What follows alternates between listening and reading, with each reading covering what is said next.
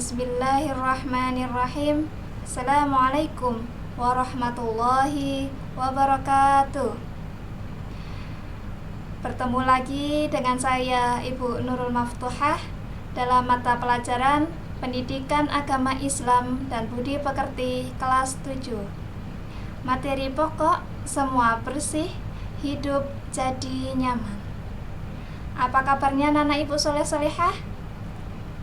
Baik, alhamdulillah. Semoga kalian semua senantiasa sehat walafiat dalam lindungan Allah Subhanahu wa taala. Amin, amin ya rabbal alamin.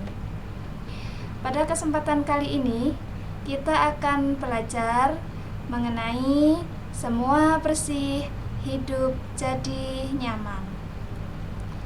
Pernahkah kalian melaksanakan wudhu? Iya, benar sekali. Sebelum kita sholat, terlebih dahulu kita mengerjakan wudhu. Nah, mau tahu selengkapnya? Mari kita simak pelajaran pada hari ini. Kompetensi dasar pada materi pokok hari ini.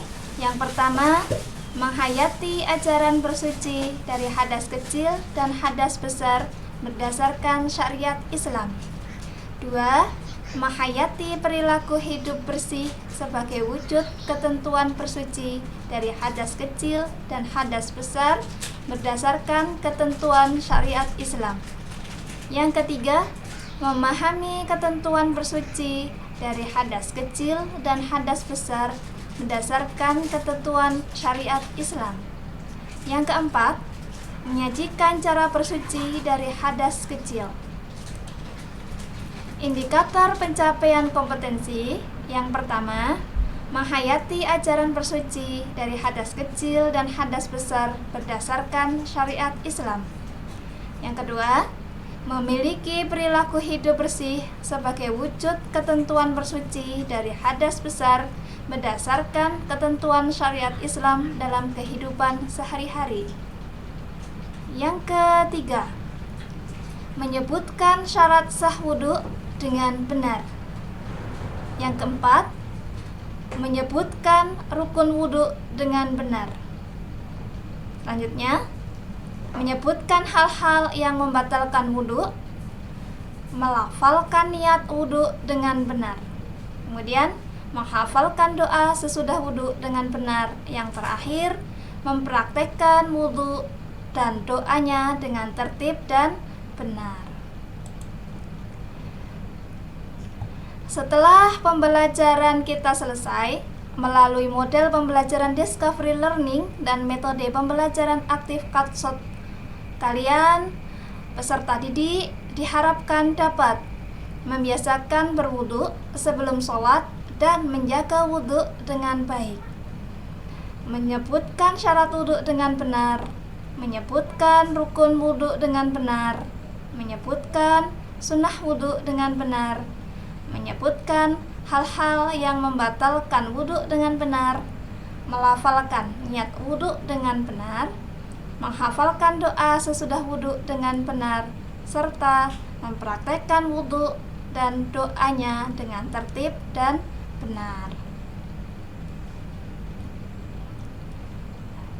Nah, kita akan mempelajari tentang definisi wudhu, syarat sahnya wudhu, rukun wudhu, sunnah wudhu, tata cara wudhu, hal-hal yang membatalkan wudhu, dan doa sesudah wudhu. Yang pertama, kita akan mempelajari mengenai definisi wudhu. Menurut bahasa, wudhu adalah keindahan dan kebersihan. Sedangkan menurut istilah, wudhu adalah peribadatan kepada Allah dengan menggunakan air yang suci dan mensucikan di 4 anggota badan, yaitu wajah, kedua tangan, kepala, dan kedua kaki dengan cara tertentu untuk menghilangkan hadas kecil. Dalil tentang wudhu. Allah memerintahkan kepada kita untuk melaksanakan wudhu yang disebutkan dalam Quran surat Al-Maidah ayat yang ke-6 yang berbunyi, A'udzubillahi minasyaitonirrajim. Bismillahirrahmanirrahim. Ya ayyuhalladzina amanu idza kumtum ila sholati faghsilu wujuhakum wa aydikum ilal marafiqi wamsahu bi ru'usikum wa arjulakum ilal ka'bain. Shadaqallahul azim. Terjemahannya, wahai orang-orang yang beriman, apabila kamu hendak melaksanakan sholat, maka basuhlah wajahmu dan tanganmu sampai ke siku, dan sapulah kepalamu, dan basuh kedua kakimu sampai kedua mata kaki. Dalil ini menjelaskan kepada kita bahwasanya sebelum kita sholat, hendaknya kita melaksanakan wudhu dengan kita membasuh 4 bagian tubuh kita. Yang pertama yaitu wajah, yang kedua tangan sampai ke siku, kemudian yang ketiga sebagian atau seluruh kepala, kemudian yang terakhir yaitu kedua kaki sampai kedua mata kaki. Dalam hadis Nabi disebutkan bahwasanya la yaqbalullahu sholata ahadikum idza ahdatsa hatta yatawaddaa. Rawahu Bukhari wa Muslim. Yang artinya, Allah tidak menerima sholat seseorang di antara kamu jika ia berhadas sehingga ia berwudu. Syarat sah wudu yang pertama yaitu Islam. Bahwasanya yang disyariatkan untuk melaksanakan wudu yaitu orang Islam. Yang kedua, mumayyiz. Mumayyiz adalah orang yang mampu membedakan antara yang baik dan yang buruk. Kemudian yang ketiga yaitu tidak berhadas besar. 4. Dengan air yang suci dan mensucikan. Yang kelima yaitu tidak ada yang menghalangi sampainya air ke atas kulit. Mari kita lanjutkan yaitu mengenai fardu atau rukun wudu. Rukun wudu adalah segala sesuatu yang harus kita kerjakan dalam wudu. Yang pertama yaitu membasuh muka. Yang kedua, membasuh kedua tangan sampai kedua siku. Yang ketiga, mengusap atau menyapu seluruh atau sebagian kepala. Yang keempat, membasuh kedua kaki sampai kedua mata kaki. Yang kelima, tertib atau berurutan. Yang keenam, muwalah atau tidak diselingi dengan perkara-perkara yang lain.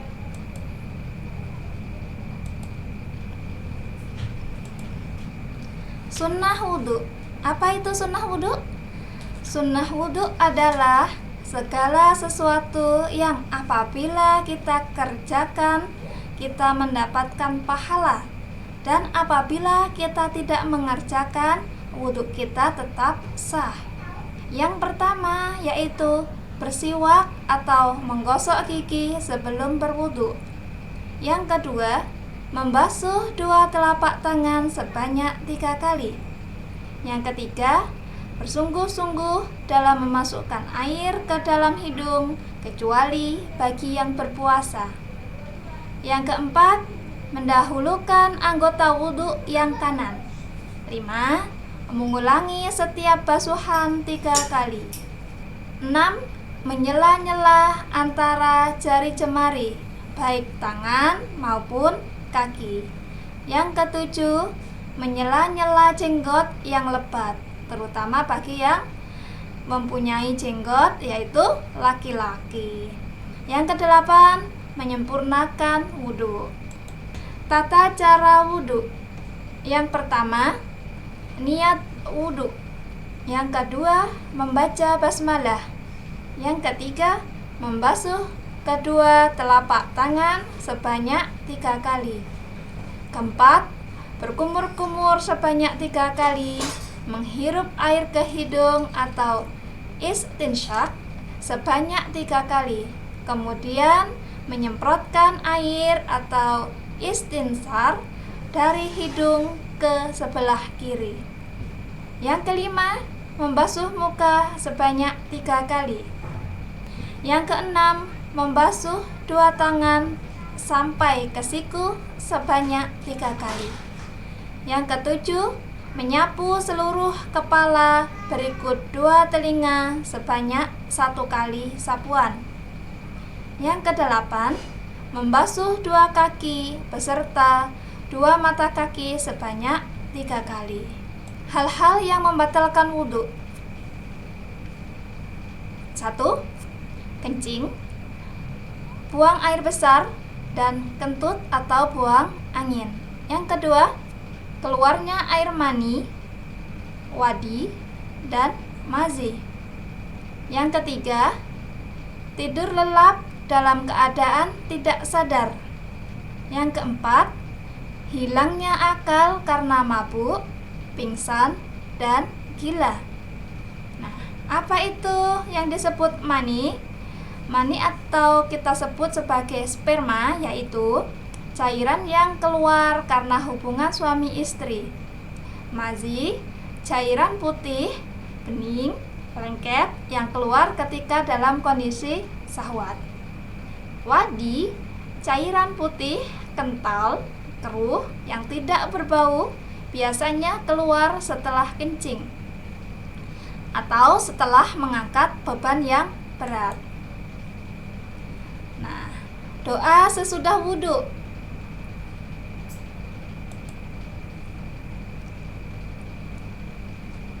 Bismillahirrahmanirrahim.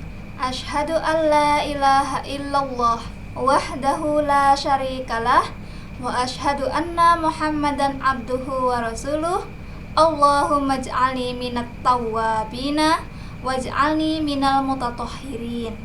Yang artinya, aku bersaksi bahwa tidak ada Tuhan yang berhak disembah selain Allah yang Maha Esa, yang tidak ada sekutu baginya, dan aku bersaksi bahwa Muhammad Sallallahu Alaihi Wasallam adalah hamba dan rasulnya. Ya Allah, jadikanlah aku sebagai bagian dari golongan orang-orang yang selalu bertaubat, serta jadikanlah aku sebagai bagian dari golongan orang-orang yang selalu bersuci. Niat wudhu. Nawaitul wudhu'a li raf'il hadatsil asghari fardhan lillahi ta'ala. Artinya, saya niat berwudu untuk menghilangkan hadas kecil fardu lillahi ta'ala. Demikian materi yang kita pelajari. Mari kita melakukan tepuk wudhu supaya apa yang kita pelajari lebih melekat dalam pikiran kita. Ikuti ibu ya. Tepuk wudhu. Baca bismillah lalu cuci tangan. Kumur-kumur basuh hidung, basuh muka. Tangan sampai ke siku, kepala dan telinga. Terakhir basuh kaki lalu doa. Amin. Demikian pelajaran pada kesempatan hari ini. Kurang lebihnya dari ibu mohon maaf. Ibu akhiri. Assalamualaikum warahmatullahi wabarakatuh.